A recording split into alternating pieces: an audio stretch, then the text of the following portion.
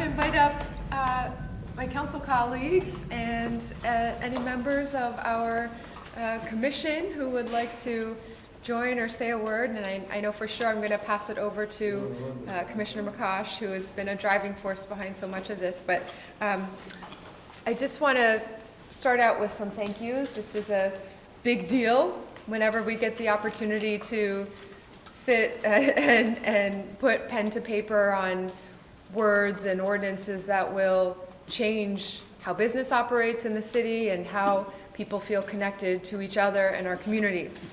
Of course, I want to start with our advocates and community members who are in the room. Thank you for your leadership across so many different issues and areas of challenge for the city. I'm so proud to work alongside you. I want to recognize those who first brought this forward before in the council. Our lead sponsor, City Council President Ed Flynn. Thank you for your leadership. Alongside co-sponsors, Councilors Ruthzi Luigen and Julia Mejia as the initial filers. And then, of course, co-sponsors, City Councilor Aaron Murphy and Kenzie Bach as well, who made sure that it got over the finish line.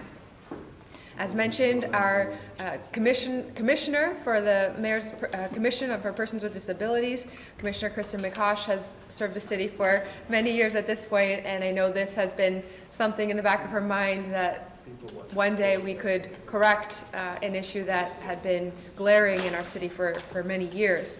And I also want to recognize Commissioner McCosh's Chief of Staff, Andrea Patton, who is just a resource and a treasure for us all at the city. Thank you for your work.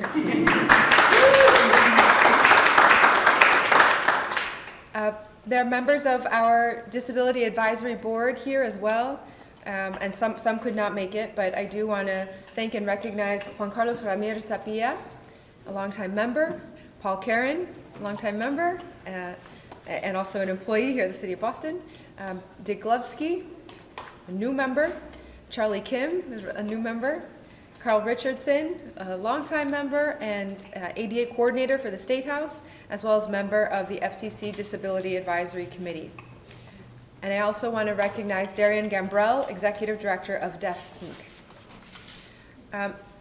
A number of years ago on the City Council, we worked for many months to pass the city's first ever communications access ordinance. And Boston took a step on that front that was different from how the rest of the country was moving forward. Rather than think about language access as only related to non-English spoken languages, we were insistent that, and thanks to the Commissioner's leadership at that moment as well, that Boston's communications access ordinance would include language access in the way that most people had been talking about that, as well as for the disability community, with the inclusion of assistive devices, assistive technology, and any other ways in which members of our disability community, particularly those with communications disabilities, should have equal and guaranteed access to city services in just the same way. In a city where many of our residents represent the talent and the expertise from our disability community, from multilingual communities, this is in our own selfish best interest as a city to tap into every bit of talent and energy across all parts of our community. We also wanted to recognize through that coordination and coalition building that people of color, immigrants, low-income residents, and older adults all experience higher rates of disability as well, and so our identities are intersectional. Disability equity is racial equity, it is economic equity, and we intend at the City of Boston to tackle those all at the same time. Today we're taking another step to make Boston an even more inclusive city, thanks to the leadership of the City Council and advocates. We want to make sure that every space in our city is welcoming and inclusive to all. We're trying to do our part here in our city buildings, with the renovation of the City Council chamber a number of years ago, and every new school facility or library or community center. But in many of our spaces that are just as important to building community, these are privately owned businesses, whether it's a restaurant or sports bar, dentist's office, a gathering place where in your neighborhood, that is where folks go to meet each other, to unwind at the end of the day, and to make new connections. We want to ensure that in spaces where there are any public-facing TVs, that closed captioning will be required as a way to guarantee communications access for all. From restaurants and bars, banks and gyms, this will help improve communications access across all of our communities and empower our residents with disabilities. Not only is this critical to ensure that in cases of emergency or staying up to date with the important public health information that is often shared, or safety guidance, or keeping up with news and community events, but in the day-to-day moments where people are just hanging out, it gives such a sense of who is welcome and who belongs in each and every one of these spaces. And so thank you so much again to City Councilors and the Commission for Persons with Disabilities and our Disability Advisory Board for all of your leadership. We know that we have much work to do still in truly being a city for everyone here in Boston, but we look forward to continuing to take steps, big and small, every day so that we are moving in the right direction and doing so following your lead. So thank you so much for being here. I want to pass it over to my council colleagues to say a word. Thank you, Mayor Wu. I'm Boston City Council President Ed Flynn. Honored to be here with my colleagues, Councilor Block, Councilor Eugene, and Councilor Murphy. And we want to thank the mayor, thank my friend from South Boston and neighbor, Krista McCosh, and her team, and the Disability Commission and the disability advocates across Massachusetts for the incredible work that they have been doing, making sure that our city and our state is accessible to everyone. Disability rights are civil rights, and in this city we treat people with dignity and respect. I want to again say thank you to Mayor Wu, and a special thank you again to Commissioner McCosh, who I have great admiration and respect for because of her commitment to making sure that justice in this city is given to everyone. And she taught me about disability rights, and I'm honored to work with her. I'm honored to work with Mayor Wu, my colleagues in government, and just honored to be here. Thank you very much.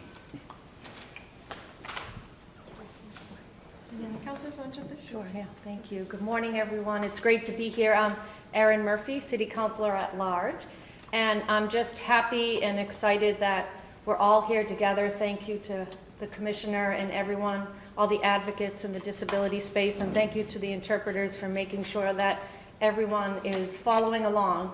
As a mother of a deaf child and a special education teacher for over 2 decades, I know exactly, deeply, how we have to make sure that everyone feels that they're valued, and that something to me seems so simple should just be law now, right? It should make sure that when we're in spaces around the city, this is a message we're sending, that we respect and your dignity matters to us. So thank you for being here, and I'm a strong advocate, so please reach out if there's anything in the future, because I know that this council cares about making sure, and this mayor cares about making sure that everyone feels that this city works and belongs to you. So thank you very much.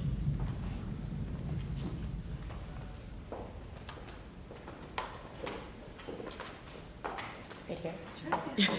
Good afternoon, everyone. I'm Ruthie Lejeune, at-large city councilor. Really happy to be here for the signing of this ordinance, which it always feels like it's long overdue once we're doing something that we should have done it a long time ago. And I just want to thank all the advocates, because I think, as the mayor said, we're really always following your lead. We're always following the leads of those who have been excluded or marginalized by systems that don't work for groups at the margins. And so closed captioning in our bars and in our restaurants so that everyone can feel included is going to be great. And not just for those in the disability community. We always have to think about how it's going to benefit everyone. Sometimes it's really hard to hear in our restaurants and in our bars and in places of public accommodation. So this is a great step. I'm grateful for, when Council President Flynn put this before the body as the chair of the Civil Rights Committee. It was really important to me that I leaned into this work, and so at the working session, learning from Carl, the ADA coordinator at the State House was terrific. Also to work alongside Commissioner McCosh and the leadership that you've displayed in this space is really important. So I'm grateful for all the work that we can do here on the city to bring the margins really into the fore and to really follow your lead. So thank you. I look forward to the work that we have to do together, and I look forward to continuing to learn from the community so that we can improve city systems for everyone. Thank you. I want to echo all the thanks to all the Commissioner McCosh and the whole board, and definitely our president, Councillor Flynn, who really championed this on the council, not just this term, but last term as well. Sometimes it takes a couple terms to make a good thing happen, as has been said, and so it's exciting to see it happening. I just think that anywhere that we can sort of promote the ethic of universal access and we can shift our defaults such that it's the more inclusive thing that is the default, that's really how we're going to have an inclusive city. And so for me, it may seem like a small thing. It will have a really tangible benefit in a lot of people's lives, and it also is kind of a marker of just that way that we need to think about our public spaces and our society and community here in the city. So really excited to be here for the signing today, and thank you so much to the mayor. Thank you. Commissioner, would you share a few words?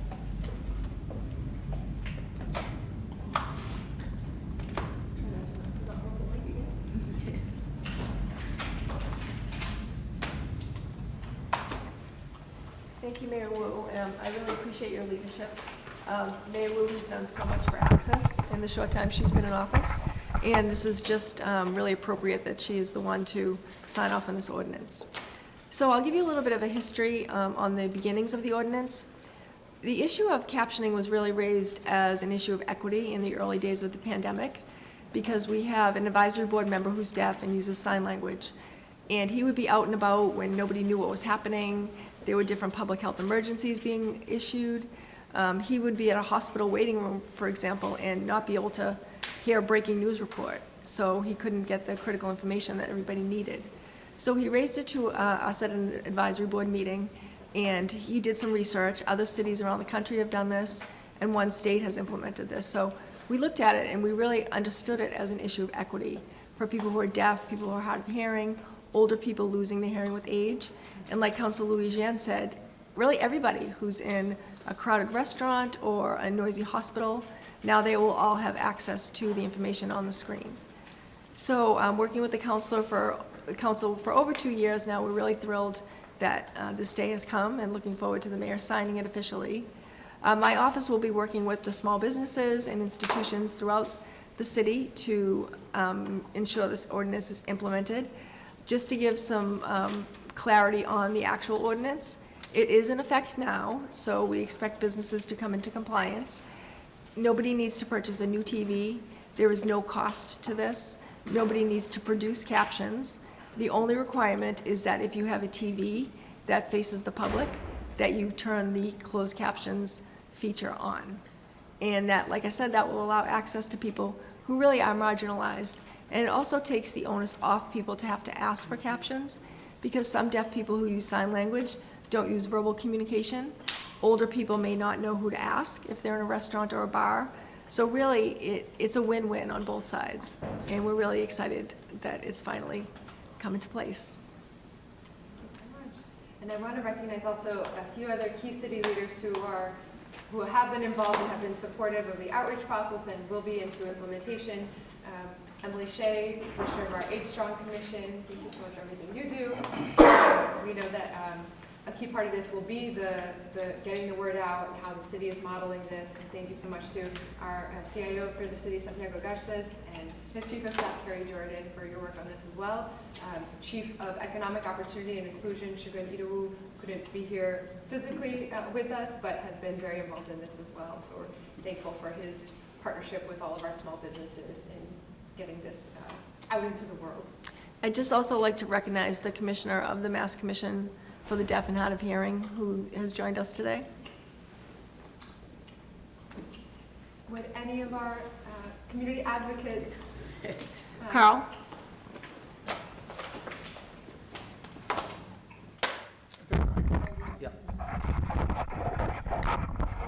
okay where I'm standing? Yep, you're okay. So good evening, everybody. I am deafblind, but I haven't always been deafblind. I grew up hard of hearing. I didn't lose my vision until I was in my 30s. So I am until I was about 40, I used captions. And when I was 4 years old, I actually went to Boston School for the Deaf, and that was in the early 70s, almost 50 years ago.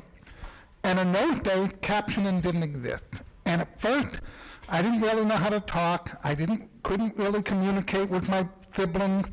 I didn't watch TV with my family.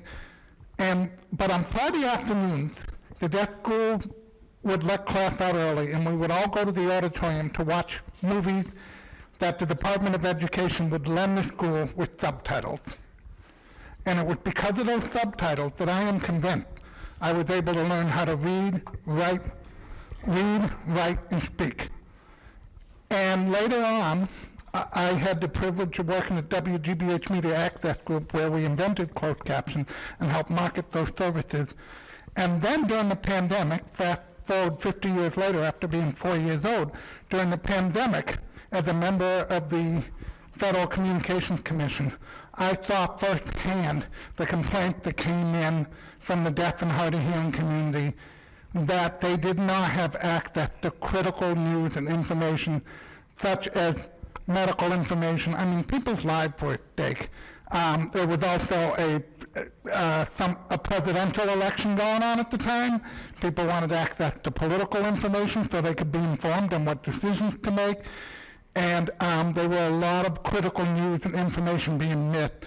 And we saw firsthand how more important closed captioning is to the deaf and hard of hearing community. But not only is it critical, it's just so that you can hang out at the water cooler and know what's going on if you watch the Tonight Show.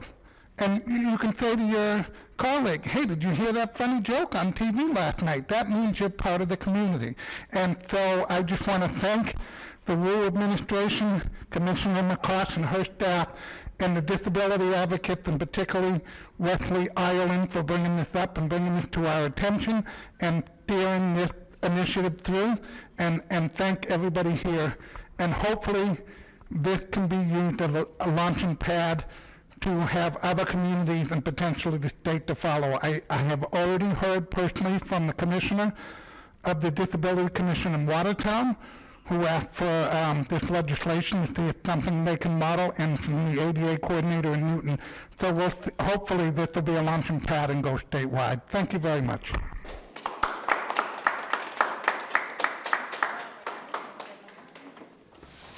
Hello everyone, my name is Juan Carlos Ramirez Tapia. I am originally from Peru, and I've been living in Boston for over 15 years.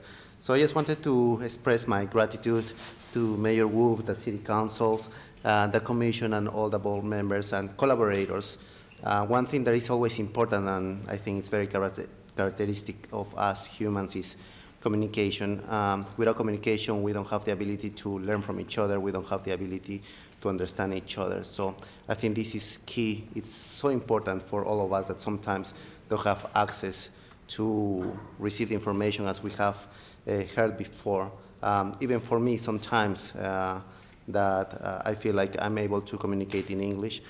It does help to have closed caption because it's allowed me to understand more, much better everything that I see everywhere. It helps for all of us also who are interested in learning the language, especially when we are facing some barriers. Having that little aid there, it's so important. And again, so my gratitude to all the collaborators, so many people behind this who made this possible, and especially the only thing I want to say is that let's continue communicating, let's continue learning from each other and respecting ourselves. And thank you for making this city a welcoming city for everyone. Thank you. So we'll get to our main business for today, and I'll invite up any of the community members or advocates who'd like to join us as part of the event to just kind of gather around the table as part of the signing.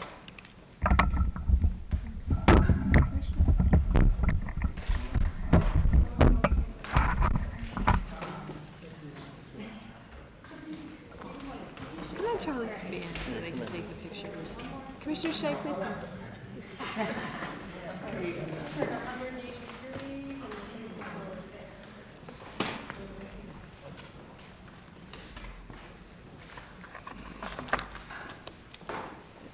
a trick to these where there's something on the, there we go.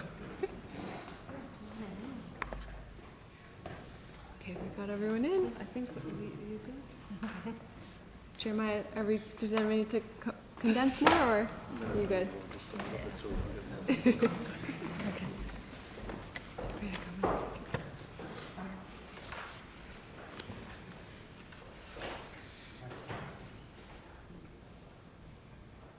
You good? Yep. Okay, great.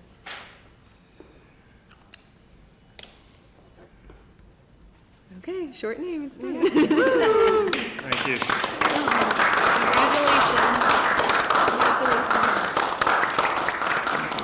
Mayor Constantine wants the pen. Oh, yes, of course. She has an extra one. No, I'm gonna, let's take, I think we should take this for when we are. Well, there's another one. I'll save this one for Wesley. She'll send that one to us. The signature. No, I was kidding. There's two. If you don't do it, I will, so you. All right, let's do one with the official signed document. Yeah, she has one. Yep. I'd rather Wesley get it. Okay. Carl, one more picture. Get the dog. I'm kidding. Thank you, everyone. Thank you. Thank you. Good work.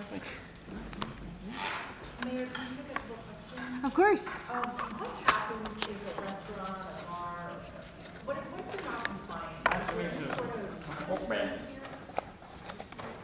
Yeah, I can address that. So this ordinance, Is that good? how can you let me get by? Just a little, I want to go up towards the mic, because nobody can ever hear me. So the question was, what happens if a business or other entity doesn't come into compliance with this ordinance? So we always like to say in my office that we're not the ADA police. We don't really have enforcement capability. We really work on compliance. So this is going to be a collaborative effort.